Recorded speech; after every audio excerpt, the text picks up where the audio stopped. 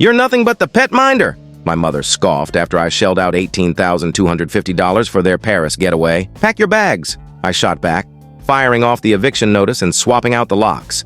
Mom texted me, suggesting we could just watch the Eiffel Tower online as if that smoothed everything over. Moments later, they sent a clip from their lavish supper: oysters, fizzy white grape juice, and foie gras, while I sat at home, their dog nestled in my lap, slurping instant noodles, fighting the urge to hurl my phone across the room. They were in Paris, on a trip I funded, yet they left me behind to tend to their dog, without even pretending it was a family affair. The family chat buzzed with joyful snapshots. My parents, Sophia and her boyfriend Nate posing at a glowing dinner table. "Wish you were here," Sophia typed, adding 3 chuckling emojis. Then Mom chimed in. "You're so sweet to stay with Bella. Don't forget her soothing drops at bedtime. She gets anxious when we're away." I glanced at Bella, who yawned and sprawled across the quilt I'd gifted them last Christmas. That's when it all fell into place. It wasn't the gourmet meal, the vacation, or even the dog care instructions treating me like hired help. It was their mindset. Like they'd done me a favor by excluding me, like it was only logical I wasn't part of their plans anymore, like I was the spare part they'd finally had the guts to toss aside. I didn't reply. I ignored the messages and the video, stood up, and headed to the hallway. I opened the drawer where we stashed tools and extra keys, pulling out the letter I'd held onto for 5 months. A lease termination notice with their names on it. They were staying in my house, a temporary arrangement after Dad lost his job, and Mom complained their flat was too cramped. That was a year ago. I'd been footing the rent, buying groceries, even covering Bella's vet bills. Now I was stuck here with their dog while they clinked glasses in Montmartre. I snapped a photo of the eviction notice. No emojis, no pleasantries, just the paper.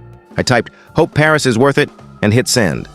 Then I put Bella in the bedroom for a few minutes, walked to the front door, and changed the locks. They thought I was joking until Bella sat calmly watching me twist the key. That night, they didn't respond. The next morning, I saw a Facebook post, a picture of Bella gnawing her leash, her eyes droopy. The caption read, "Some people care more about swapping locks than showing loyalty." They posted it while lounging in my house, sipping coffee. It had over 300 likes. Distant relatives I hadn't spoken to in years flooded the comments.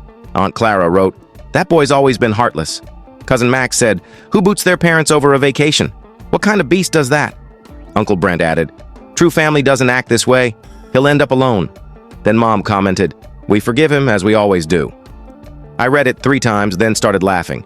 Not because it was amusing, but because I finally saw how long they'd been orchestrating this. Let me lay out what they omitted. I funded the entire Paris trip. The business class flights cost $9,500. The chic Airbnb with a rooftop view of the Eiffel Tower was $6,800. I loaded $1,000 onto their travel card for daily meals. I also paid $950 for a spa day for Mom because she claimed she was overwhelmed. All I asked was for them to return happy. They never even considered getting me a ticket. They didn't mention Nate tagging along. I found out via an Instagram reel, Nate and Dad toasting with chilled apple cider, the Eiffel Tower twinkling behind them. The caption called me the home base hero. Comments read, "Such a dutiful son, always dependable, classic Lucas putting family first." Nobody knew the reality. None saw the texts from weeks earlier. Dad said, "Your ticket isn't worth the cost." Sophia texted, "You'd kill the mood." My brother said, "We need to unwind," and Mom added, "Maybe next time. Bella needs you." They didn't invite me. They exploited me, and the manipulation didn't end there. That same day, I got a message from cousin Lily. "Hey, just FYI, Emma, our cousin, posted about you on Reddit. She didn't name you, but it's obvious." I clicked the link. The title read, "My cruel cousin threw our parents out while they were abroad. How do we make him see reason?" The top comment suggested, "Cut him off financially. Let him taste what it's like to be used." That's when I lost it, because this wasn't the first betrayal. It was the final one in a long chain. I'd paid for Sophia's master's degree. I gave Dad $18,000 after he lost everything in a crypto scam. I co-signed their lease when Mom said, "You're the only one we can rely on." I covered Bella's surgery when they couldn't afford rent. I let them live in my house rent-free because Dad's back pain made their old place's stairs unbearable. And how did they repay me? By leaving me out like I was a stranger, not family. They shared vacation photos, acting like I didn't exist. They turned my generosity into their lavish escape and now framed me as the villain. So I decided, no more explaining, no more being the bigger person, no more silence. I logged into our shared Dropbox, one I'd set up years ago to help Dad with taxes. It held everything. Photos of plane tickets charged to my card, screenshots of PayPal and Venmo transfers, PDF receipts labeled, Paris 2023. All in my name. Then I added one final file, a voice memo titled truthrecording.m4a. I hadn't meant to keep it, just a quick note from the prior week, but I never deleted it. In it, Sophia's laughing, saying, "He actually thinks he's joining us? No way. He's handy, not fun. Wait till he sees the pics. He'll get over it. He always does." I sent the folder to 5 people: Aunt Clara, Cousin Lily, Emma, the Reddit poster, Nate, and our family lawyer, Mr. Daniels. Then I powered off my phone. That evening, there was a knock. It was Nate, hair disheveled, no bag, holding Bella's leash. "She's yours now," he said. "I'm done." I stayed silent. He looked at me earnestly. "They lied to me, man. Said you didn't want to come, called you unstable. I stayed with them the past 2 weeks. They're not right in the head. They even made me pay for dinner in Paris." He paused, then added, "Your mom wanted me to film a TikTok calling you a narcissist. I'm out." That was the first crack in their facade. The next came the following morning when Mr. Daniels called saying, "We need to talk about the lease and your legal options." They returned from Paris on Thursday. On Friday, I invited them to dinner, keeping the tone cordial. "Let's sit down, just us 4. Me, Mom, Dad, Sophia." I chose their favorite spot, a warm Italian place with dim lights, private booths, and free breadsticks. They suspected nothing. I wore a dark shirt, sleeves rolled up, carrying silence like a shield. They strolled in, chuckling, tanned from the trip, smug and slightly buzzed. Sophia clutched a bag from the Louvre. Dad wore a goofy beret. Mom pecked my cheek like she hadn't just stirred up a Facebook storm days earlier. They sat, and Mom started, her voice syrupy. "We saw your little outburst online." Sophia snickered. "You're always so theatrical." Dad glared, saying, "You think this changes anything?" I calmly placed an envelope on the table, sliding out 4 identical documents like dealing a winning hand. It was the official lease termination, signed, processed, legally airtight. I'd consulted 2 lawyers. The house they lived in wasn't theirs anymore. A 30-day notice had begun the previous week. I didn't need their approval. I owned the property. Mom blinked. Sophia snorted. "You're evicting your own parents?" I met her gaze and said evenly, "No, I'm removing the people who lied, stole, and treated me like I was nothing." Dad tried a stern tone. "This is a family matter, no outsiders." I replied. "Then you shouldn't have aired our issues to 300 strangers online, used my card for a trip I wasn't invited to, or let Sophia mock me in a recording about how useful I am." I pulled out my phone and pressed play. Sophia's voice rang out. "He thinks he's coming? No chance. He's handy, not fun. Wait till he sees the pics. He'll move on. He always does." The booth fell silent. Sophia paled. Mom hid her face. Dad gripped his jaw and muttered, "You recorded that?" "She did," I said. "It was a voice note I happened to catch. Like this next one." I played another. Mom's voice. "We need him to feel needed, at least until the mortgage is sorted." Sophia. "I'm done pretending I care. He's no fun to be around, just a walking bank account." Laughter followed. Dad knocked over his water and barked, "Enough! This is your family." "It was," I said, standing. That's when a second person arrived. Nate, Sophia's ex. He wore a neat shirt, held a brown envelope, and looked exhausted but resolute. Sophia gasped. "What's he doing here?" "I invited him," I said. Nate stood firm, placing the envelope before Dad. "Financial records," he said. "They show you used Lucas's name to apply for credit last year without his consent. That's fraud." Dad started to stand, but I raised a hand. "Sit." He did. Nate continued, turning to Sophia. "Also in here are texts. You told your friends Lucas was unhinged, unsafe. You warned me not to leave Bella with him. I stayed with him 2 weeks. He walked her, checked her food, cared for her. You didn't even know what day it was." Nate exhaled. "I owe you nothing, Sophia, but Lucas deserves the truth." Mom reached for the envelope, but I snatched it. "No," I said. "You've spread enough lies. Now you'll hear the truth from me." I unfolded a note, Dad's handwriting from 3 years ago when he borrowed $14,000 for a business idea. It read, "If you tell your sister about this cash, I'll say it never happened." Being the good kid means nothing to me. I respect winners, not enablers. I held it up like evidence. Mom whispered, "Where'd you find that?" "Same place I found the second mortgage papers," I said. "The ones you signed in my name." Then the final guest arrived, the restaurant manager holding a reserved seating card. He nodded. "Your table's ready, sir." "Perfect timing," I said. "Bring them in."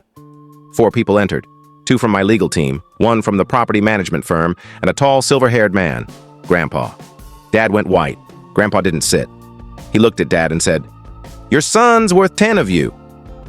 From today, he carries this family's name, not you." They left without a word. Dad first, Sophia sobbing but without dignity. Mom hesitated, giving me that old look, equal parts shame and hope I'd relent. I didn't. I didn't forgive. After dinner, I didn't go home. I went to my lawyer's office and signed the final papers for the house. By Monday, they received a formal letter. 14 days later, legal action and asset seizure loomed. They didn't respond directly. Instead, Mom sent a letter to our old family address, the one she used for birthday cards. 2 lines. "We didn't know you had this in you, but it's not too late to fix things." I didn't open the second envelope, I shredded it. That week, I cut every shared account. Dad had my banking profile as his backup login. I filed a fraud report, attaching an email where he wrote, "I used yours because mine was down." The bank opened a case, locking his account, cutting off his pension access. With Sophia, it was different. I contacted her university's academic office. Remember when I paid for her master's? She lied about enrollment, using the money for cosmetic procedures, a designer bag, and 2 months' rent with Nate. I reported her for falsifying school records to claim tax deductions. 2 weeks later, "Your report is accepted. A formal review is underway." What I did was legal, fair, necessary. I wasn't out to destroy anyone, just to stop bankrolling their deceit. I didn't want vengeance. I wanted freedom. Mom reacted differently. First, she pleaded. A handwritten letter, then a voice message. "You're in my dreams. I don't know who you are anymore, but I see that boy building Lego towers. Weren't we happy?" "Yes, Mom. Until you saw me as a cash dispenser." She didn't know I'd already filed to reassess the house's legal status. It was mine, but they paid a token rent to keep up appearances. That ended. My lawyers drafted a new contract, labeling them temporary occupants with no right to stay past the eviction date. The house? I rented it out immediately. 2 applicants, a teacher post-divorce and a former soldier with a partner and newborn. I chose him. They moved in the day my parents should have been celebrating their anniversary, instead lugging boxes into a borrowed van. I didn't show up to gloat. I was there for the handover. Dad walked out, bags in hand, saw me, and muttered, "Think this makes you better?" "No," I said.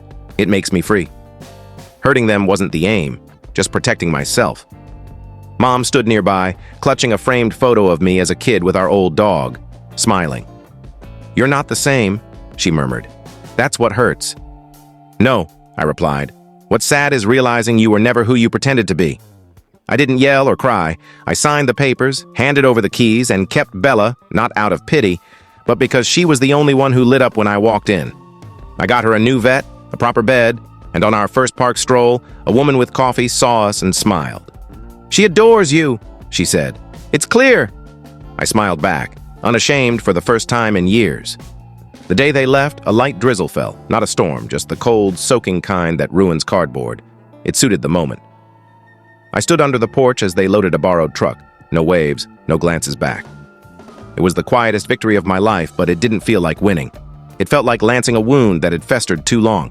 That night, I changed every lock, not just the house, but everything they'd touched. Bank accounts closed, emergency contacts updated, my will rewritten. I got a new number, the first true break. Later, emails came, pleading, then bitter.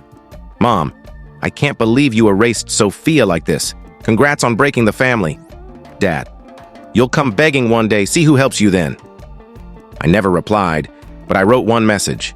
Subject, last word, to Mom, Dad, Sophia. This wasn't about one missed trip. It was about being your crutch when it suited you. You showed me love came with conditions, that giving made me weak, that silence was safer than truth. I'm not your pupil anymore. I'm unlearning it all. Your discomfort doesn't grant you access. Your regret doesn't mean I'm angry. I'm just done. No, love Lucas, no signature. A week later, I did something unexpected. Donated $4,200 to the shelter where Bella came from. On the form's "In honor of" line, I wrote, "For the only soul in that house who wanted nothing but love." They sent a thank you card, now on my fridge, more genuine than any birthday card from my youth. That was the second break. I moved to a new place, small, simple, but quiet, clean, mine. No old photos, no unchosen memories, no raised voices or forced smiles. Every evening I walk Bella down the same road, past a house with ivy on the windows and wind chimes that tinkle like soft laughter.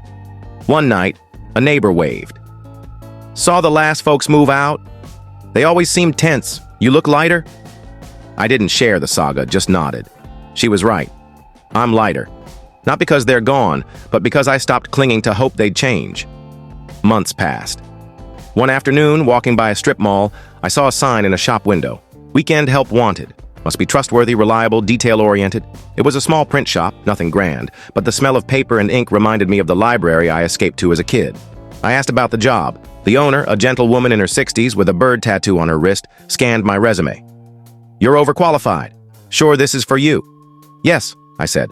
I'm ready to build something that isn't already cracked. She smiled. Welcome aboard. 2 months later, I became a business partner, not for wealth, but to create something free of my family's shadow. We renamed it New Page. The first draft of my life was theirs. This one's mine. This wasn't revenge. It was recovery. I wasn't destroying. I was building anew. That was the third break. The last thing they sent wasn't a call or text, but a letter to my old address. I didn't open it. I burned it. Not from spite, but because I didn't need another crafted excuse or subtle plea. Closure didn't come from their words. It came from what I stopped accepting. I stopped believing I owed them. I stopped thinking leaving was cruel. I stopped equating blood with loyalty. My family is Bella at my feet, the soft whir of the press printing late, peace that doesn't need approval.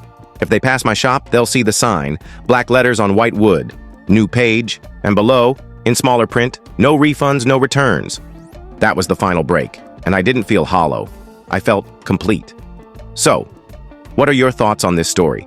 Do you agree with what happened, or do you see it differently? Let us know your opinion in the comments. We'd love to hear from you. And if you enjoyed the video, make sure to give it a like, subscribe to the channel, and hit the bell icon so you don't miss any of our upcoming stories. See you in the next one.